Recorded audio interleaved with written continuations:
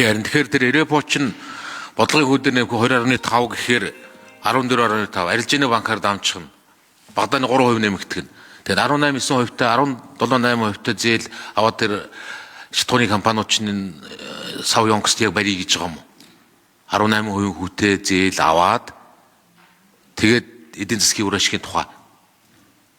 За мэдхгүй. Тэгээд сүүлд нь яг л нэг ийм схем манайханд чинь яваад сүүлд нь нөгөөх нь яг эдийн засгийн үр ашиггүй болоод зээлийн зориултаа өөрөөр ашигласан гээд за дахиад нэг баахан хүмүүс бие биенээ аваачиж одоо ялдаг, шоронд хийдэг нэг хэрвээ хэрэг үүсгдэг. Эргээд явсаар байгаад нөгөө хэдэн бизнесүүд нь тэгээд дарамтанд ордог нэг ийм л юм болдог шүү дээ.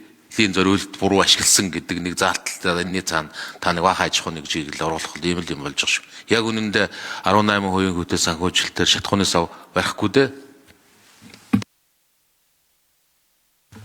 Дамжин юм сайд.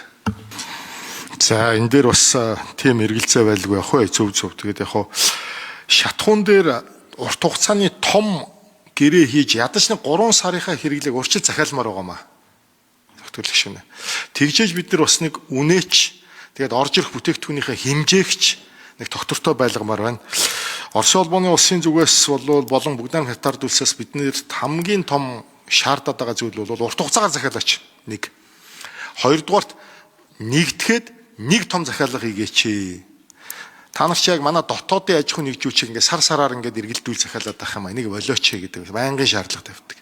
За савтай холбоотой асуудал дээр бол энд бас нэг swap-ийн асуулттай холбоотой залтууд энд явж байгаа. Бид нар бас энэ арай хямд өвтгөр хийх боломжууд энэ Монгол банкн дээр бас байгаа гэж үзсэн.